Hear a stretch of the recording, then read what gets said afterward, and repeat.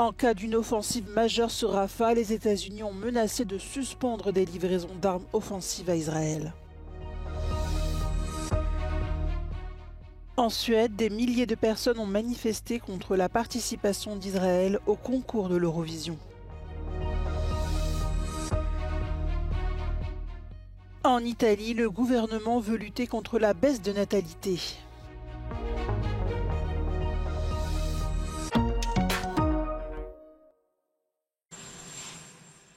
Pour la première fois, depuis le début de la guerre à Gaza, Washington conditionne son aide à Israël. En cas d'une offensive majeure à Rafah, le président américain Joe Biden menace son allié historique de ne plus lui fournir certaines armes. Le dirigeant israélien Benjamin Netanyahou a déclaré que s'il le faut, son pays combattra avec les ongles. La semaine dernière, une première livraison d'armes et d'obus d'artillerie avait été suspendue par les États-Unis. Joe Biden avait reconnu que des civils ont été tués à Gaza à cause de ces bombes américaines. Ce changement de cap n'est pas du goût des républicains.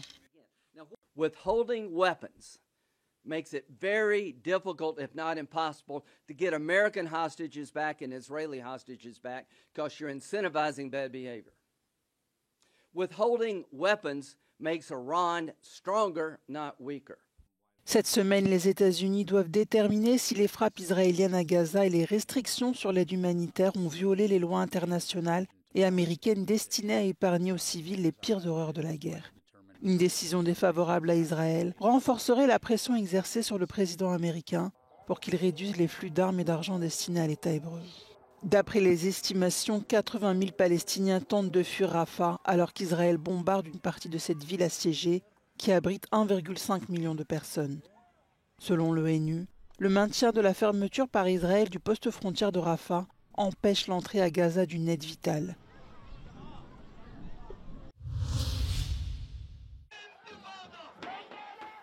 Ils étaient des milliers à manifester contre la participation d'Israël à l'Eurovision dans la ville suédoise de Malmö jeudi.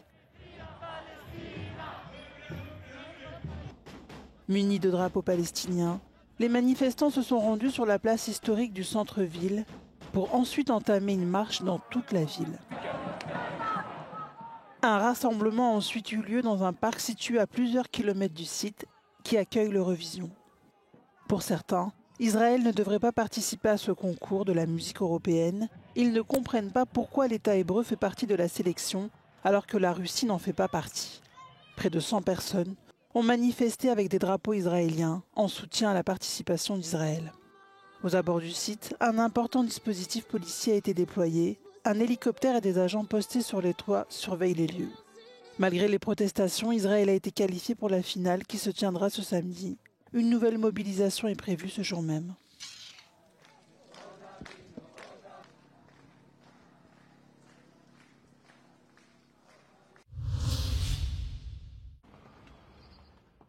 Après Paris et Belgrade, Xi Jinping est en visite à Budapest. Le président chinois a été accueilli en grande pompe par le président hongrois dans sa résidence officielle, le palais Sándor. Et lors d'une conférence de presse, le Premier ministre Viktor Orbán a abordé un sujet épineux, la guerre en Ukraine. Vagy inkább a béke irányába kellene erőfeszítéseket tenni. A mi hangunk, Magyarország hangja Európában magányos hang. Európa ma a háború oldalán áll, az egyetlen kivétel Magyarország, amely azonnali tűzszünetet és béketárgyalásokat szorgalmaz, és támogat minden nemzetközi erőfeszítést, amely a béke felé mutat, így Xi Jinping elnök úr által bemutatott kínai békekezdeményezést is. Ces derniers temps, les relations entre la Chine et l'Union européenne sont marquées par des tensions commerciales. Mais Xi Jinping a tenu à rappeler l'importance du partenariat entre son pays et l'Union européenne. 中国重视中欧全面战略伙伴关系，认为欧洲是多极世界中重要一极，是推动中国式现代化的重要伙伴。中方支持匈方在欧盟内发挥 Avec cette visite en Hongrie, dont la Chine a été le principal investisseur économique en 2023, le président Xi Jinping clôture sa tournée européenne. Dans les rues de Skopje, c'est l'euphorie. Drapeau de la Macédoine du Nord à la main, ses habitants célèbrent la victoire des nationalistes lors des élections législatives et présidentielles du 8 mai. Pour la première fois, le pays va avoir une femme à sa tête. Mais ce virage à droite ne plaît pas à tout le monde car il pourrait compliquer les négociations d'adhésion du pays à l'Union européenne. In terms of the European integration, the main thing, the constitutional changes, that remains to be seen how and whether VMRO will agree to adopt them. There is a consensus from what we hear from the Albanian parties overall that they will not go into a coalition with someone that will not vote for them. So we might expect here to see some shifts. Lors de la campagne électorale, l'opposition de droite a joué sur l'exaspération de la population à l'égard de la lenteur de Bruxelles. La Macédoine du Nord est candidate à l'adhésion depuis près de 20 ans. Son dossier se heurte aux exigences de certains pays membres, comme la Grèce ou encore la Bulgarie.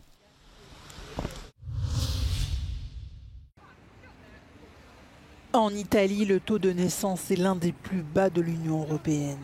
Sous l'effet d'une natalité en berne et de l'immigration des jeunes, la péninsule vieillit à un rythme beaucoup plus rapide que les autres pays européens. Cette crise démographique est l'une des préoccupations politiques du gouvernement, mais aussi l'une des principales priorités de l'agenda européen du parti d'extrême droite Fratelli d'Italia. À Rome, une conférence privée qui s'est déroulée sur 2 jours a été consacrée à cette problématique démographique, décrite comme une urgence nationale. Des activistes ont attaqué les mesures anti-avortement du gouvernement. Le débat sur cette question divise. È un problema che non tocca una componente politica, una categoria di persone, tocca tutti. Per questo noi insistiamo sul tema trasversale. Questo è un tema che riguarda destra, sinistra, centro, bianchi, neri, verdi, immigrati, non immigrati, anziani. D'après les experts, si la tendance se poursuit, la population italienne, qui compte 59 millions d'habitants, pourrait diminuer de près d'1 million en 2030. Selon des données récentes, publiées par l'Office national italien des statistiques, le nombre moyen d'enfants par femme est passé de 1,24 en 2022 à 1,2 en 2023. Una delle peculiarità del nostro paese è la persistenza di questo calo della natalità. Dal 2008 a oggi consideri che abbiamo perso 200.000 nati. I 2/3 in realtà sono dovuti al fatto che mancano i potenziali genitori, proprio perché per questa protratta denatalità non sono nati 30 anni fa. En 2023, le gouvernement a alloué près d'1 milliard d'euros pour aider les femmes qui travaillent et élèvent leurs enfants. La sfida è enorme, siamo di fronte a un fatto epocale per tutto il mondo occidentale, bisogna ingaggiare l'Europa, convocare per esempio una conferenza intergovernativa tra tutti i primi ministri. Opposition parties claim the government should do more to increase fertility rates, with experts saying that the latest budget doesn't include enough measures to tackle the problem. But many agree on one thing. In the last few decades, governments have failed to build a strategy to address Italy's demographic decline, or at least to prevent the country's birth rate from falling further.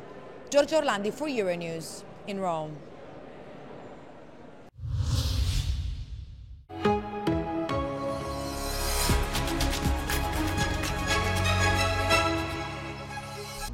Having this experience of the right-wing government in Poland after 8 years, I feel that the most important thing would be to press politicians onto the transparency of the citizen rights, on the right to privacy, which is breached by the big tech companies, by the government.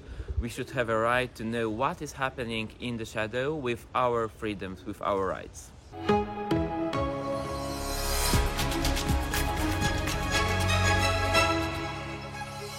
If I'm elected as a member of the European Parliament, then I will work very hard for the European Parliament to be a democratic watchdog, because we see that there are many big challenges facing us. The European Union is responding, is growing stronger, is growing more powerful, and that's why we also need to become a democratic giant. Democracy is really on top of the agenda, and I will continue to work for it.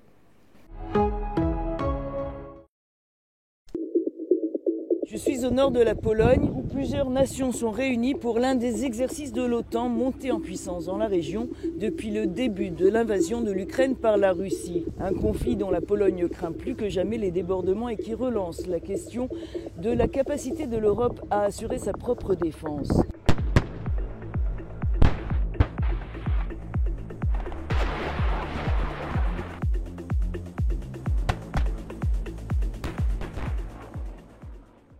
We are exercising the defense of the eastern flank of Europe.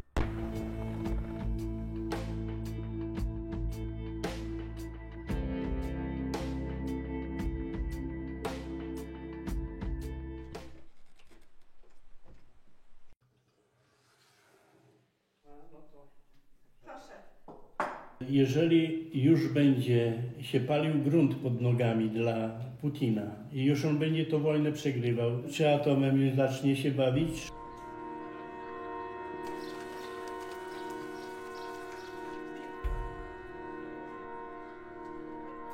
Jeżeli nie zażegnamy tego konfliktu, tej ostrej wojny, która dzieje się przy granicach Polski, ale też Litwy, Łotwy czy Estonii, to może okazać się, że wkrótce będziemy mieli do czynienia z dużo większym zagrożeniem i to zagrożeniem dla każdego europejskiego kraju. Działaj.